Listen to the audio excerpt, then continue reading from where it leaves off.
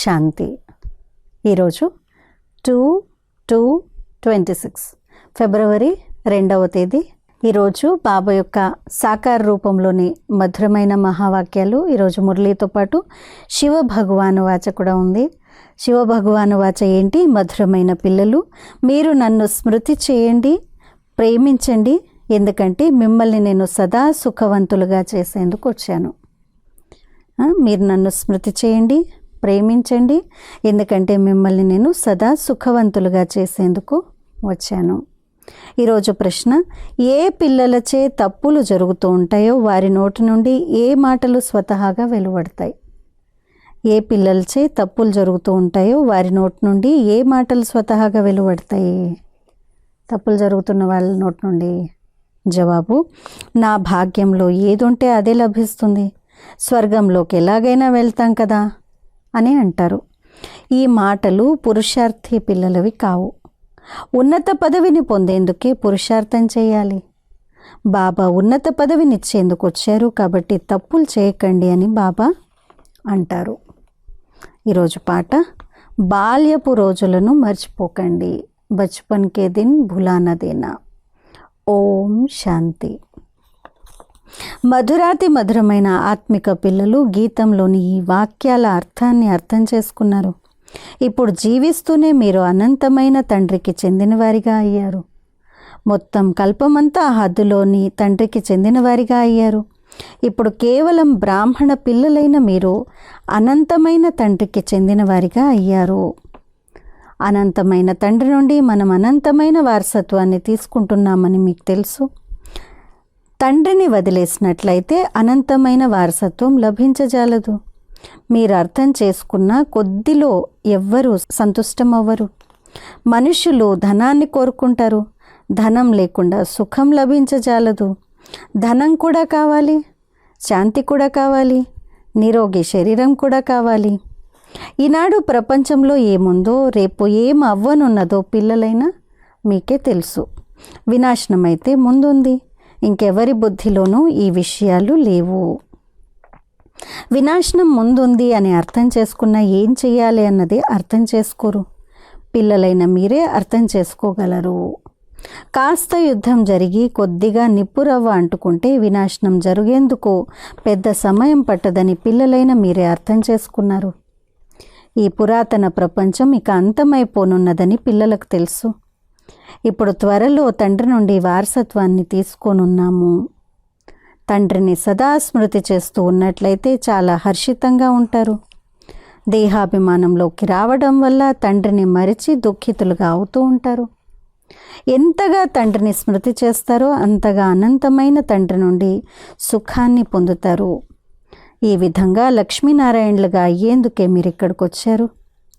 రాజు రాణుల పనివారిగా అవ్వడానికి మరియు ప్రజల పనివారిగా అవ్వడానికి ఎంతో తేడా ఉంటుంది కదా. ఇప్పటి పురుషార్థం మళ్ళీ కల్పకల్పాంతరాల వరకు నిలిచిపోతుంది. చివర్లో తాము ఎంత పురుషార్థం చేశారో అందరికీ సాక్షాత్కారం అవుతుంది.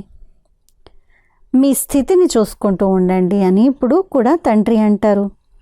ఏ మధురాతి మధురమైన తండ్రి ద్వారా అయితే స్వర్గ వారసత్వం లభిస్తుందో వారిని మనం ఎంతగా స్మృతి చేస్తున్నాము. మొత్తం ఆధారం అంతా స్మృతిపైనే ఉంది. ఎంతగా స్మృతి చేస్తారో అంతగా సంతోషం కూడా ఉంటుంది.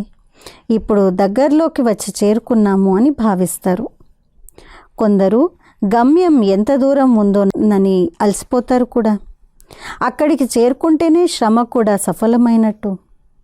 ఇప్పుడు ఏ గమ్యం వరకైతే మీరు వెళ్తున్నారో దాన్ని గూర్చి ప్రపంచానికి తెలియదు. ప్రపంచానికి భగవంతుడు అని ఎవరిని అంటారో కూడా తెలియదు. భగవంతుడు అని కూడా అంటారు, మళ్ళీ ఇంకొక వైపు రాయి రప్పల్లో ఉన్నాడు అని అనేస్తారు. ఇప్పుడు మనం ఆ తండ్రికి చెందిన వారిగా అయిపోయామని పిల్లలైన మీకు తెలుసు. ఇప్పుడు ఆ తండ్రి మతం పైనే నడవాలి. విదేశాల్లో ఉన్నా అక్కడ ఉంటూ కూడా కేవలం తండ్రిని స్మృతి చేయాలి.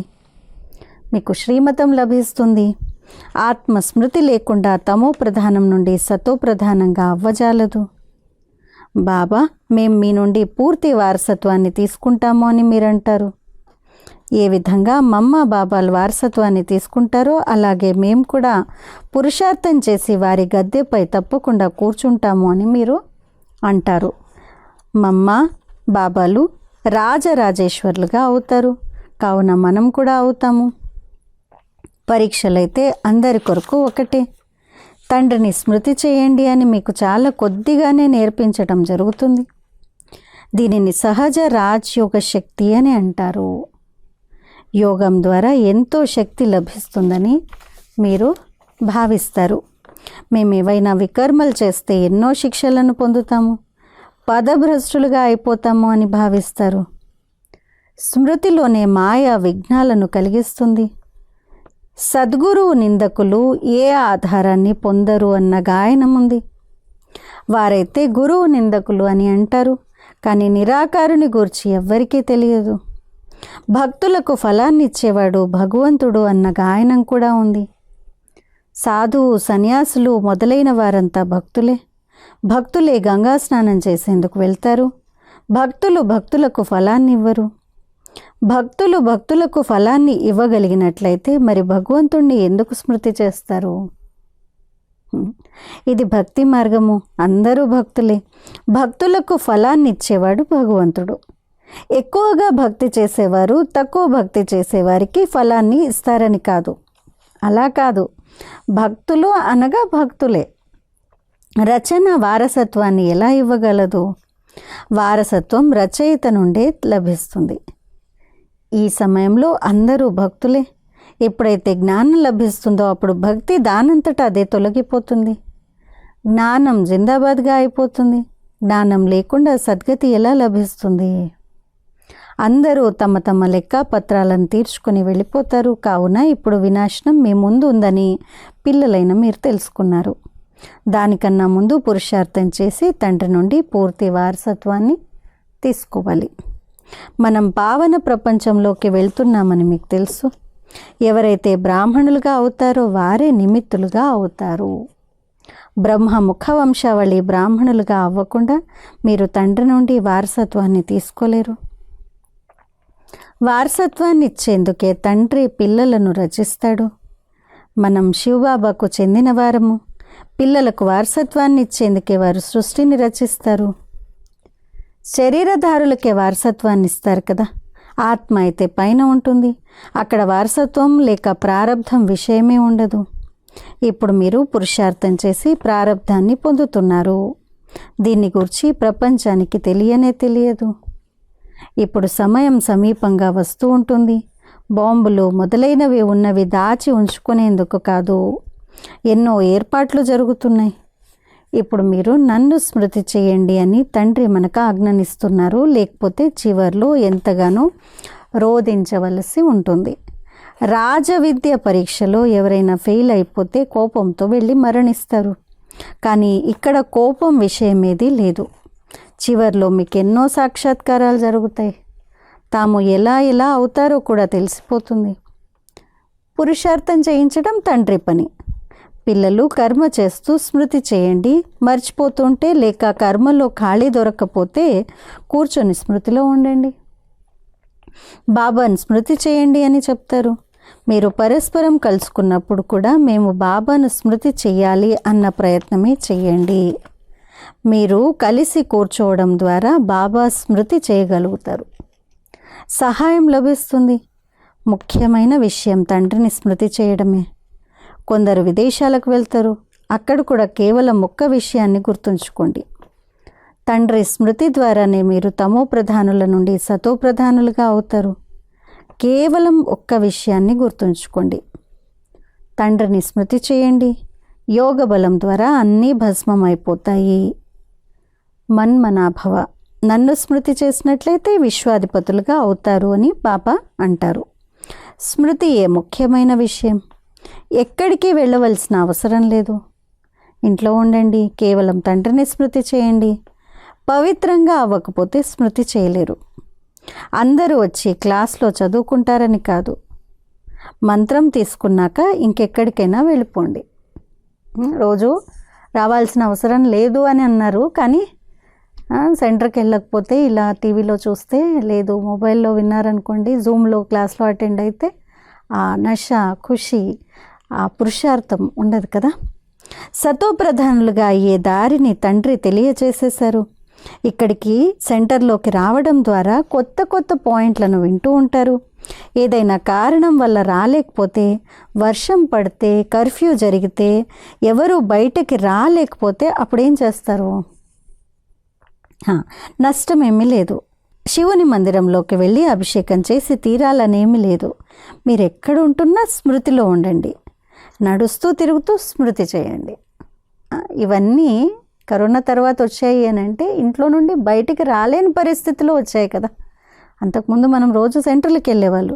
సో బాబా అంటున్నారు, వర్షం పడితే, కర్ఫ్యూ జరిగితే, ఎవరు బయటికి రాలేకపోతే అప్పుడు చేయాలి ఇది. సో ఇప్పుడు వినండి తప్పకుండా, కానీ సెంటర్కి కూడా తప్పకుండా వెళ్ళాలి. ఇతరులకు కూడా బాబాను స్మృతి చేయడం ద్వారా వికర్మలు వినాశనం అవుతాయి మరియు దేవతలుగా అయిపోతారన్న విషయాన్నే చెప్పండి. 2 పదాలు ఉన్నాయి. రచయిత అయిన తండ్రి ద్వారానే వారసత్వాన్ని తీసుకోవాలి. రచయిత ఒక్కరే, వారెంత సహజమైన దారిని తెలియచేస్తారు. తండ్రిని స్మృతి చేసే మంత్రం లభించింది. ఈ బాల్యాన్ని మర్చిపోకండి అని బాబా అంటారు. ఈరోజు నవ్వుతున్నారు, కానీ బాబాను మర్చిపోతే రేపు ఏడవ్వాల్సి వస్తుంది. తండ్రి నుండి పూర్తి వారసత్వాన్ని తీసుకోవాలి. స్వర్గంలోకైతే వెళ్తాం కదా, భాగ్యంలో లేదంటే అదే జరుగుతుంది అని ఎంతోమంది అంటూ ఉంటారు. వారిని పురుషార్థులు అని అనరు. ఉన్నత పదవిని పొందేందుకే మనుషులు పురుషార్థం చేస్తారు. ఇప్పుడు తండ్రి నుండి ఉన్నతమైన పదవి లభిస్తుంది. కావున పొరపాటు ఎందుకు చెయ్యాలి? స్కూల్లో ఎవరైతే చదువుకోరో వారు చదువుకున్న వారి ముందు సేవకులుగా అవ్వవలసి ఉంటుంది.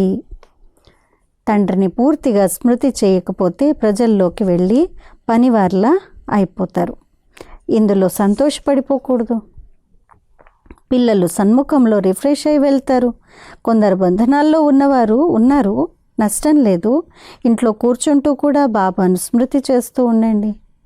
మృత్యు ముందుంది, అకస్మాత్తుగానే యుద్ధం ప్రారంభమైపోతుంది అని ఎంతగా అర్థం చేయిస్తూ ఉంటారు. ఇక యుద్ధం ప్రారంభమైపోతుందేమోనని అనిపించేలా చిహ్నాలు కనిపిస్తూ ఉంటాయి. రేడియో ద్వారా కూడా అన్నీ తెలుస్తూ ఉంటాయి. కొద్దిగా గొడవ చేసినా మేము ఇలా చేస్తాము, అలా చేస్తాము అని అంటూ ఉంటారు. అలా ముందే చెప్పేస్తారు. బాంబుల అహంకారం ఎంతో ఉంది, కానీ పిల్లలు ఇంకా యోగ బలంలో చురుగ్గా అవ్వలేదు అని బాబా కూడా అంటారు. దానికి ముందే యుద్ధం ప్రారంభం అవ్వడం అనేది డ్రామానుసారంగా జరగనే జరగదు. పిల్లలు ఇంకా పూర్తి వారసత్వాన్నే తీసుకోలేదు. ఇప్పుడు ఇంకా పూర్తి రాజధాని స్థాపన జరగనే లేదు. ఇంకా కొద్ది సమయం కావాలి. పురుషార్థం చేయిస్తూ ఉంటారు. ఏ సమయంలోనైనా ఏమైనా జరగవచ్చు. విమానాలు, రైళ్లు పడిపోతాయి. మృత్యు ఎంతో సహజంగా నిల్చొనుంది. భూమి కదులుతూ ఉంటుంది. అన్నింటికన్నా ఎక్కువగా భూకంపాలే పని చేయవలసి ఉంటుంది. అది కదిలినప్పుడే ఇళ్ళు మొదలైనవి పడిపోతాయి. మృత్యు రాకముందే తండ్రి నుండి పూర్తి వారసత్వాన్ని తీసుకోవాలి. కావున చాలా ప్రేమగా తండ్రిని స్మృతి చేయాలి. ఏమని? బాబా, మీరు తప్ప మాకు ఇంకెవ్వరూ లేరు అంటూ కేవలం ఒక్క తండ్రిని స్మృతి చేస్తూ ఉండండి. బాబా ఎంతో సహజ రీతిగా చిన్న చిన్న పిల్లలకు కూర్చొని అర్థం చేయించినట్లుగా అర్థం చేయిస్తారు. నేను ఇంకే కష్టాన్ని ఇవ్వను, కేవలం స్మృతి చేయండి. మరియు కామచితిపై కూర్చొని మీరు తగలబడిపోయారు, కావున ఇప్పుడు మళ్ళీ జ్ఞానచితిపై కూర్చొని పవిత్రంగా అవ్వండి. మీ ఉద్దేశం ఏంటి అని మిమ్మల్ని అడుగుతారు.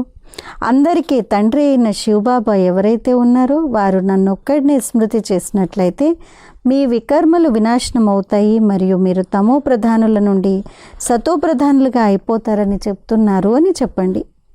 కలియుగంలో అందరూ తమో ప్రధానంగా ఉన్నారు. సర్వుల సద్గతిదాత ఒక్క తండ్రియే. కేవలం నన్ను స్మృతి చేసినట్లయితే తుప్పు వదిలిపోతుంది అని ఇప్పుడు తండ్రి అంటారు. మీరు ఇంతటి సందేశాన్ని అయితే ఇవ్వగలరు కదా. మీరు స్వయం స్మృతి చేసినప్పుడే ఇతరుల చేత స్మృతి చేయించగలుగుతారు. మీరు స్వయం స్మృతి చేసినట్లయితే ఇతరులకు రుచిగా చెప్పగలుగుతారు, లేకపోతే మీ హృదయం నుండి వెలువడదు. ఎక్కడున్నా కానీ ఎంత వీలైతే అంత కేవలం స్మృతి చేయండి అని బాబా అర్థం చేయిస్తారు. ఎవరు కలిసినా వారికి మృత్యువు మీ ముందు ఉంది అన్న శిక్షణనే ఇవ్వండి. మీరందరూ తమో ప్రధానులుగా పతితులుగా అయిపోయారు, ఇప్పుడు నన్ను స్మృతి చేయండి, పవిత్రంగా అవ్వండి అని బాబా అంటారు. ఆత్మయే పతితంగా అయింది. సత్యుగంలో ఆత్మ పావనంగా ఉంటుంది. స్మృతి ద్వారానే ఆత్మ పావనంగా అవుతుంది. ఇంకే ఉపాయము లేదు. ఈ సందేశాన్ని అందరికీ ఇస్తూ ఉన్నట్లయితే అనేకుల కళ్యాణాన్ని చేస్తారు. తండ్రి ఇంకే కష్టాన్ని ఇవ్వరు. ఆత్మలందరినీ పావనంగా తయారు చేసే పతిత పావనుడు ఒక్క తండ్రియే. అందరికన్నా ఉత్తమోత్తమ పురుషులుగా తయారు చేసేవారు తండ్రియే. ఎవరైతే పూజ్యులుగా ఉండేవారో వారే మళ్ళీ పూజారులుగా అయ్యారు. రావణ రాజ్యంలో మనం పూజారులుగా అయ్యాము, రామరాజ్యంలో పూజ్యులుగా ఉండేవారము. ఇప్పుడు ఇది రావణ రాజ్య అంతిమము. మనం తండ్రిని స్మృతి చేయడం ద్వారా పూజారుల నుండి మళ్ళీ పూజ్యులుగా అవుతాము. ఇతరులకు కూడా దారిని తెలియచేయాలి. వృద్ధురాళ్ళు కూడా సేవ చేయాలి. మిత్ర సంబంధికులకు కూడా సందేశాన్ని ఇవ్వండి. సత్సంగాలు, మందిరాలు మొదలైనవి కూడా అనేక రకాలుగా ఉన్నాయి. మీది ఒకే విధమైంది. కేవలం తండ్రి పరిచయాన్ని ఇవ్వాలి. మీరు నన్నొక్కడినే స్మృతి చేసినట్లయితే స్వర్గాధిపతులుగా అవుతారు అని శివబాబా అంటారు. నిరాకారుడైన శివబాబా సర్వుల సద్గతి దాత. మీరు నన్ను స్మృతి చేసినట్లయితే తమో ప్రధానుల నుండి సతో ప్రధానులుగా అయిపోతారు అని బాబా ఆత్మలకు చెప్తారు. ఇది అర్థం చేయించటం సహజం కదా. వృద్ధురాళ్ళు కూడా సేవ చేయవచ్చు. ముఖ్యమైన విషయమే ఇది. వివాహాలు మొదలైన వాటికి ఎక్కడికైనా వెళ్ళండి. చెవిలో ఈ విషయాలను వినిపించండి. నన్ను స్మృతి చేయండి అని గీతా భగవానుడు చెప్తున్నారు అని చెప్పండి. ఈ విషయాన్ని అందరూ ఇష్టపడతారు. ఎక్కువగా చెప్పవలసిన అవసరమే లేదు. నన్ను స్మృతి చేయండి అని తండ్రి చెప్తున్నారు అన్న ఈ సందేశాన్ని ఇవ్వాలి. అచ్చా, భగవంతుడే ప్రేరణనిస్తున్నాడు అని భావించండి. స్వప్నాల్లో సాక్షాత్కారాలు జరుగుతాయి. శబ్దం వినిపిస్తుంది. నన్ను స్మృతి చేసినట్లయితే మీరు తమో ప్రధానుల నుండి సతో ప్రధానులుగా అయిపోతారని తండ్రి అంటారు. మీరు స్వయం కేవలం ఈ చింతనను చేస్తూ ఉన్నట్లయితే మీ నావ ఆవలి తీరానికి చేరుకుంటుంది. మనం ప్రత్యక్షంగా అనంతమైన తండ్రికి చెందిన వారిగా అయ్యాము. మరి తండ్రి నుండి 21 జన్మల వారసత్వాన్ని తీసుకుంటున్నాము. కావున అంతటి సంతోషం ఉండాలి. తండ్రిని మర్చిపోవడం వల్లనే కష్టం కలుగుతుంది. తండ్రి ఎంత సహజంగా అర్థం చేయిస్తారు. స్వయాన్ని ఆత్మగా భావిస్తూ తండ్రిని స్మృతి చేసినట్లయితే ఆత్మ సతోప్రధానంగా అయిపోతుంది. వీరికి సరైన మార్గం లభించింది అని అందరూ భావిస్తారు. ఈ మార్గాన్ని ఎప్పుడూ ఎవరూ తెలియజేయలేరు. శివబాబాను స్మృతి చేయండి అని వారు అన్నట్లయితే మరి సాధువులు మొదలైన వారి వద్దకు ఎవరు వెళ్తారు? ఎటువంటి సమయం వస్తుందంటే అప్పుడిక మీరు ఇంటి నుండి బయటకు కూడా వెళ్ళలేరు. తండ్రిని స్మృతి చేస్తూ శరీరాన్ని వదిలివేస్తారు. అంత్యకాలంలో ఎవరైతే శివబాబాను స్మృతి చేస్తారో వారు నారాయణ యోనిలో జన్మ తీసుకుంటారు. లక్ష్మీనారాయణల వంశంలోకి వస్తారు కదా. గడియ గడియ రాజ్య పదవిని పొందుతారు. కేవలం తండ్రిని స్మృతి చేయండి మరియు ప్రేమించండి. స్మృతి చేయకుండా ఎలా ప్రేమించగలరు? సుఖం లభిస్తుంది, అప్పుడే ప్రేమించటం జరుగుతుంది. దుఃఖాన్ని ఇచ్చేవారిని ప్రేమించటం జరగదు.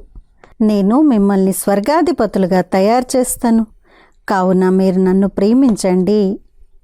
తండ్రి మతంపై నడవాలి కదా. అచ్చా, मीठे मीठे सिकिलदे बच्चों प्रति माता पिता बाप दादा का याद प्यार और गुड मॉर्निंग। रूहानी बाप की रूहानी बच्चों को नमस्ते। हम रूहानी बच्चों की रूहानी माता पिता बाप दादा को याद प्यार, गुड मॉर्निंग और नमस्ते। ధారణ కొరకు ముఖ్య సారము. మొదటి పాయింట్, సంతోషంగా ఉండేందుకు స్మృతిలో ఉండే పురుషార్థం చేయాలి. స్మృతి శక్తి ఆత్మను సతోప్రధానంగా తయారు చేస్తుంది. ప్రేమతో ఒక్క తండ్రిని స్మృతి చేయాలి. 2, ఉన్నత పదవిని పొందేందుకు చదువుపై పూర్తి ధ్యానాన్ని ఉంచాలి. భాగ్యంలో ఏదుంటే అదే దొరుకుతుందిలే అని అనుకోకండి. ఈ పొరపాటు చేయకుండా పూర్తి వారసత్వానికి అధికారులుగా అవ్వాలి. ఈరోజు వరదానము స్మృతి స్వరూప నష్టో మోహ భవ. హద్దులోని బాధ్యతలను బేహద్దులోకి పరివర్తన చేసే స్మృతి స్వరూప నష్టో మోహ భవ. హద్దులోని బాధ్యతలను బేహద్దులోకి పరివర్తన చేసే స్మృతి స్వరూప నష్టోమోహ భవ. నష్టోమోహులుగా అయ్యేందుకు కేవలం మీ స్మృతి స్వరూపాన్ని పరివర్తన చేయండి. మేము గృహస్థులము, ఇది మా ఇల్లు, ఇవి మా సంబంధాలు అని ఎప్పుడైతే స్మృతి కలుగుతుందో అప్పుడే మోహం ఉత్పన్నమవుతుంది. ఇప్పుడు ఈ హద్దులోని బాధ్యతలను బేహద్ బాధ్యతల్లోకి మార్చండి. బేహద్ బాధ్యతలను నిర్వర్తిస్తే హద్దులోనివి స్వతహాగానే పూర్తయిపోతాయి. బేహద్ బాధ్యతలను మరిచి కేవలం హద్దులోని బాధ్యతలను నిర్వర్తిస్తే వాటిని ఇంకా పాడు చేస్తారు. ఎందుకంటే ఆ బాధ్యతలు మోహ రూపాన్ని ధరిస్తాయి. కావున మీ స్మృతి స్వరూపాన్ని పరివర్తన చేసుకుని నష్టోమోహులుగా అవ్వండి. స్లోగన్: ఎటువంటి తీవ్రమైన పురుషార్థాన్ని ఏర్పరచుకోవాలంటే ఇక విషయాల రూపీ మేఘాలు క్షణంలో దాటి వెళ్ళిపోవాలి. ఎటువంటి తీవ్రమైన పురుషార్థాన్ని ఏర్పరచుకోవాలంటే ఇక విషయాల రూపీ మేఘాలు క్షణంలో దాటి వెళ్ళిపోవాలి. అవ్యక్త సూచన: ఏకత మరియు విశ్వాసం యొక్క విశేషత ద్వారా సఫలత సంపన్నులుగా అవ్వండి. ఏ కార్య సఫలతకైనా కావలసినవి 2 శ్రేష్ఠ భుజాలు. 1 పరస్పరంలో విశ్వాసము, 2 ఏకత. ఎక్కడైతే సంఘటిత రూపంలో అందరిది ఏకమతం ఉంటుందో, పరస్పరంలో ఒకరి పట్ల ఒకరికి విశ్వాసం ఉంటుందో అక్కడ సఫలత మెడలోని హారంలా అవుతుంది. సంస్కారాలు రకరకాలుగా ఉంటాయి, అలాగే ఉంటాయి కూడా. కానీ ఒకవేళ ఎవరి సంస్కారమైనా ఘర్షణ కలిగినదిగా ఉంటే మరొకరు దానికి మద్దతు పలకకూడదు. ప్రతి ఒక్కరూ తమను తాము మార్చుకుంటే ఏకత స్థిరంగా ఉండగలదు. కాబట్టి విశ్వాసము, ఏకత ఈ 2 గుణాలపైన ఈరోజు మనము కృషి చేసి సంఘటనలో ఏకతా శక్తిని తీసుకొని వచ్చే పురుషార్థాన్ని చేద్దాము. ఓం శాంతి.